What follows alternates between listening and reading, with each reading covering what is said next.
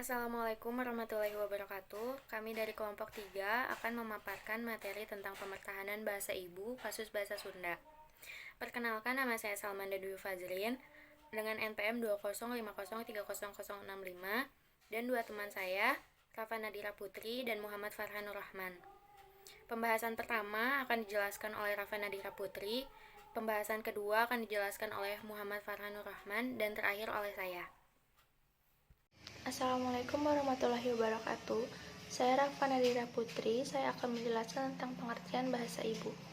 Bahasa ibu, bahasa asli atau bahasa pertama yang secara harafiah merupakan mother tongue, mother language, native language atau Menurut Kamus Besar Bahasa Indonesia, bahasa ibu adalah bahasa pertama yang dikuasai manusia sejak lahir melalui interaksi dengan sesama anggota masyarakat, seperti keluarga dan masyarakat lingkungannya.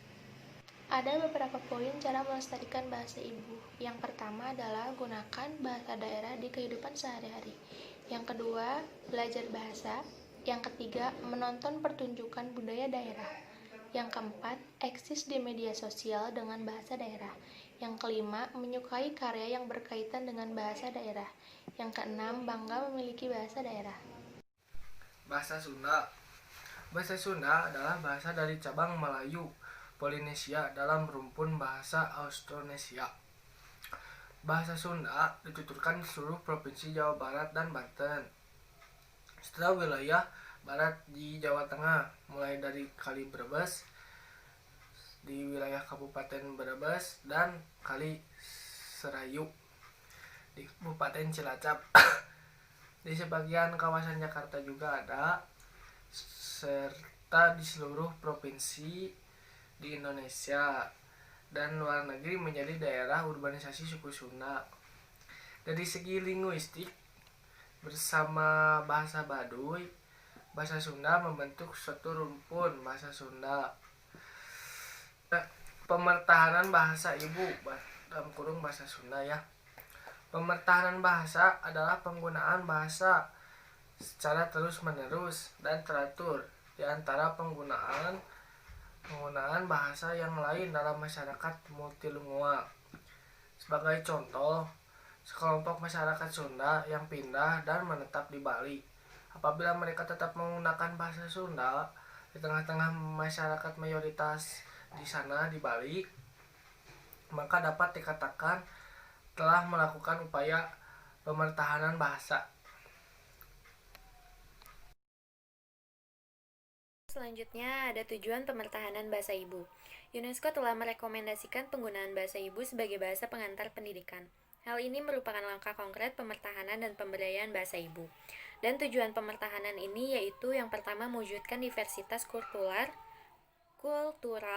yang kedua memelihara identitas etnis, yang ketiga memungkinkan adaptabilitas sosial, yang keempat secara psikologis menambah rasa aman bagi anak, dan yang terakhir meningkatkan kepekaan linguistis.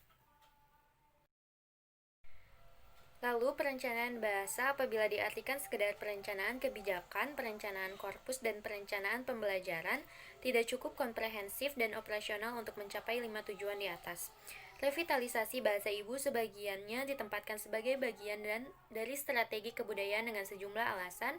Yang pertama, nilai bahasa terletak pada makna yang disimbolkan oleh bahasa. Yang kedua, dalam konteks Indonesia, rujukan budaya nasional pada mulanya tiada lain adalah budaya-budaya etnis yang diklaim khususnya oleh para birokrat pemerintah atau sekelompok elitis dalam masyarakat Indonesia sebagai budaya nasional.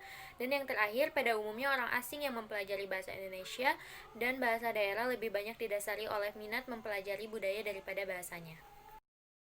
Lalu, cara memelihara bahasa sastra dan aksara Sunda yang pertama adalah memantapkan keberadaan dan kesinambungan penggunaan bahasa, sastra, dan aksara daerah sehingga menjadi faktor pendukung bagi tumbuhnya jati diri dan kebanggaan daerah.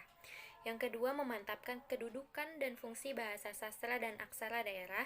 Yang ketiga, melindungi, mengembangkan, memberdayakan dan memanfaatkan bahasa sastra dan aksara daerah yang merupakan unsur utama kebudayaan daerah yang pada gilirannya menunjang kebudayaan nasional.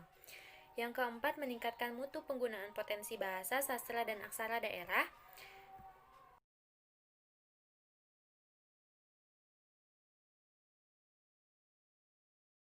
Cukup sekian dari kelompok kami, mohon maaf bila ada kekurangan dan kesalahan.